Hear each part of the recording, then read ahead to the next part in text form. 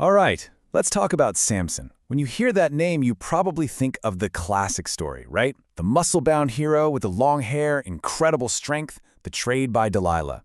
It's an epic tale. But what if I told you that behind that simple legend, there's a deep, complicated puzzle? A story about a hero who's just full of contradictions. And this is the heart of it, really. On one hand, Samson was chosen by God before he was even born. He was set apart for this incredible holy purpose. But on the other hand, if you actually read his story, well, it's basically a highlight reel of brawls, bad decisions, and a total disregard for the very rules he was supposed to live by. I mean, he was a Nazirite, which was this special vow of devotion to God, and it came with a pretty strict rule book. One of the biggest rules, don't touch a dead body. So what does Samson do? He kills a lion with his bare hands, digs honey out of its dead carcass, and even grabs the jawbone of a dead donkey to use as a weapon. So you have to ask, how does God's chosen champion get away with all of this? So let's really dig into this puzzle. How can this guy, who is literally powered by God, be such a massive rule breaker? The answer isn't as simple as saying he was a hypocrite. It's actually way deeper. It turns out we might be completely misunderstanding his job description. Okay, so the first piece of the puzzle is realizing that Samson's vow, this whole Nazirite thing for him, it wasn't the standard issue version. Not even close. What he had was something totally unique, something custom built for his mission. To get what's so different about Samson, you first have to know what the normal Nazirite vow was like. The rules are laid out in the book of Numbers. See, anyone could choose to take this vow. It was a personal decision, and it was usually for a limited time, kind of like a spiritual boot camp to show you were extra devoted. And these were the three big rules you had to follow. No booze, don't go near dead bodies because it made you ritually unclean, and don't cut your hair. Now that second one, avoiding contact with the dead, that's the one Samson seems to just throw right out the window. But here's where everything changes for Samson. His vow wasn't his choice. It was a command from God announced before he was even conceived. It wasn't temporary. It was for his entire life. And most importantly, it wasn't about his own personal holiness. It was for a national mission, to start freeing Israel from their enemies, the Philistines. So here's the key takeaway. For Samson, the rules operated on a different level. His uncut hair wasn't just a symbol of him being pure. No, it was the one single physical sign of his unique contract with God. It was the on-off switch for his divine power, which was given to him for a military job. Touching a dead body didn't break that contract. Only cutting the hair could do that. Okay, so if his vow was different, what about all the fighting, all the violence? Well, that brings us to the next part of the puzzle. If we stop looking at his actions as personal sins and start seeing them as a type of holy war, the whole story snaps into focus. This was a real thing in the ancient world. Instead of two massive armies just smashing into each other, each side would pick their best warrior, their champion. You've heard of this before. David versus Goliath is the most famous example. That single fight wasn't just about two guys. It was a symbolic battle between their nations, and even more, between their gods. And that's exactly what Samson was. He was Israel's champion.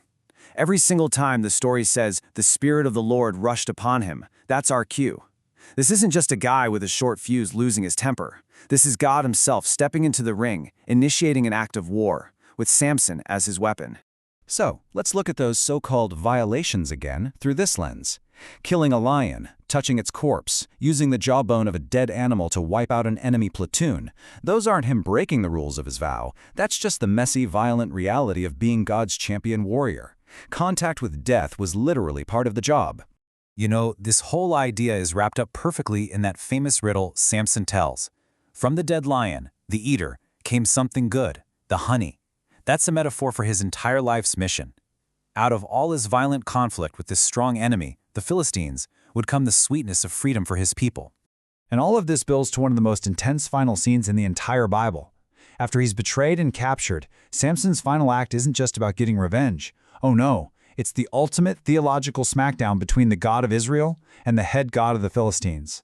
So picture the scene. The Philistines are all gathered in this huge temple, partying.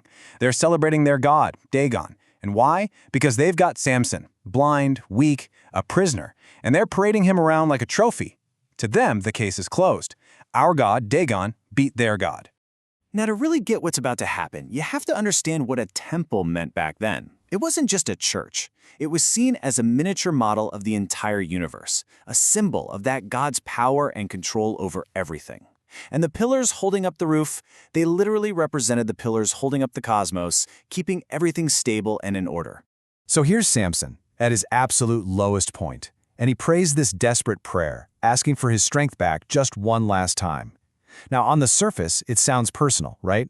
Let me get revenge for my eyes. But what he's about to do is on a totally different scale. When Samson puts his hands on those two central pillars and pushes, he's not just knocking down a building. He is symbolically knocking down their entire reality. He is bringing the Philistines' whole world, Dagon's world, crashing down on top of them, inside their God's own house. And get this wasn't the first time Dagon had been humiliated like this. In an earlier story, the Philistines actually captured the Ark of the Covenant and put it in Dagon's temple as a trophy. The next morning they walked in and found Dagon's statue had fallen on its face, shattered in front of the Ark. So there's a clear pattern here, Israel's God showing up and embarrassing a rival God in his own home turf. So what are we supposed to make of all this? What's the final, powerful idea behind the whole Samson story? Well, it's a complete flip of how we usually think about strength and winning. This is the incredible paradox of his life. The moment he was at his absolute weakest, blind, a slave, being mocked by everyone, that is the exact moment he achieved his mission. That's when he won his greatest victory, taking out more of Israel's enemies in his death than in his entire life. And maybe that's the whole point. Samson, this flawed, impulsive, completely broken hero, he becomes the perfect messenger for a radical idea. That real victory doesn't come from a perfect hero's strength. It comes from God's power, a power that shows up most profoundly, not in our strength, but in our weakness. And that leaves us with a pretty powerful question to think about, doesn't it?